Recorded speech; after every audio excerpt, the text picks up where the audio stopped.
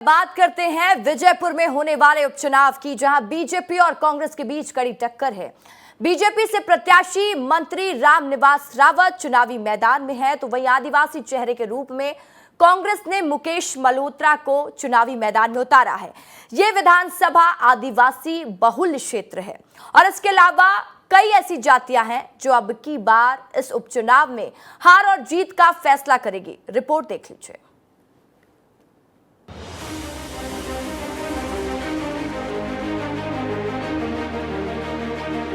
विजयपुर के उपचुनाव में पहली बार ऐसा देखने को मिल रहा है कि बीजेपी और कांग्रेस के बीच कड़ी टक्कर है।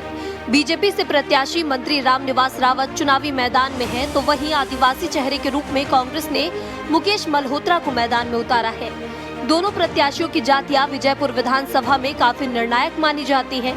इस विधानसभा में रावत वोट बैंक की संख्या काफी अधिक है, तो वहीं ये विधानसभा आदिवासी बाहुल्य क्षेत्र है।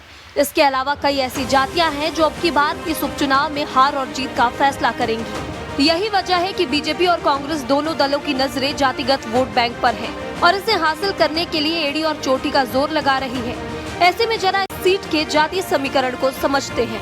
आदिवासी 75,000, रावत 17,000, धाकड़ 15,000, जाटव 32,000, कुशवाहा 35,000, ब्राह्मण 15,000, अग्रवाल 4,000, ठाकुर 2500, रजक 5,000, शाक्य माहोर 10,000, गुर्जर मारवाड़ी 18,000, केवट मल्ला 3,000। विजयपुर में हो रहे इस बार के उपचुनाव को सबसे रोचक कुशवाहा मतदाताओं ने बनाया हुआ है, जो पूरी तरह शांत हैं। बड़ी संख्या में मौजूद कुशवाहा माली मतदाताओं की शांति ने ही दोनों दलों की बेचैनी को बढ़ा दिया है, क्योंकि सीट पर बसपा के मैदान में नहीं होने से अब यह जाति का मतदाता निर्णायक हो गया है। हालांकि इस मतदाता का मन अपनी ओर झुकाने के प्रयास में दोनों ही दल जुटे हुए हैं। इसके अलावा आदिवासी वोट बैंक पर भी दोनों दलों की नजर है। बीजेपी अपने विकास और आदिवासी योजनाओं को लेकर उनके बीच पहुंच रही है, तो वहीं कांग्रेस को उम्मीद है कि उनके प्रत्याशी आदिवासी हैं, इसलिए आदिवासी वोट बैंक उन्हीं के पास आएगा। इसके अलावा एससी और सामान्य वोट पर भी दोनों दल पूरी तरह ताकत झोंक रहे हैं। लेकिन बीजेपी की माने तो पार्टी जातिगत नहीं बल्कि विकास के मुद्दे पर चुनाव लड़ रही है। देखिए, चुनाव होता है, चाहे विधानसभा का हो चाहे वार्ड का चुनाव हो। चुनाव को चुनाव की तरह हर दल अपने अपने हिसाब से चुनाव लड़ता है।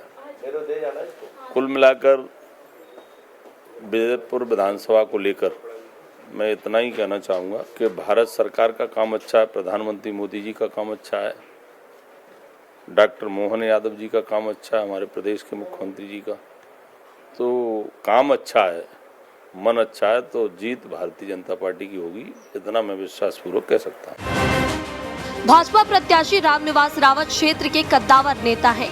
उनकी अच्छी पकड़ भी बताई जाती है, लेकिन वे पहली बार भाजपा के टिकट पर चुनाव लड़ रहे हैं, जिसके चलते बीजेपी के पुराने नेता अंदरूनी नाराज चल रहे हैं। तो वहीं विजयपुर से निर्दलीय प्रत्याशी छोटे लाल सिमरिया कांग्रेस से बगावत कर चुनाव लड़ रहे हैं।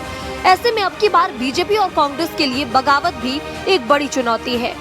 विजयपुर की जनता भारतीय जनता पार्टी से नाराज है। जो भारतीय जनता पार्टी ने षड्यंत्र किया, चुनाव हो चुके थे 1 साल पहले, विधानसभा बन चुकी थी, उसके बाद भी एक रामनिवास रावत जी को मंत्री पद का लालच दिया, पैसे का लालच दिया और उन्होंने अपने में मिला लिया। रामनिवास जी फंस गए, उन्होंने भी गलत किया, भारतीय जनता पार्टी ने भी गलत किया, तो हर जाति में वहाँ नाराजगी है।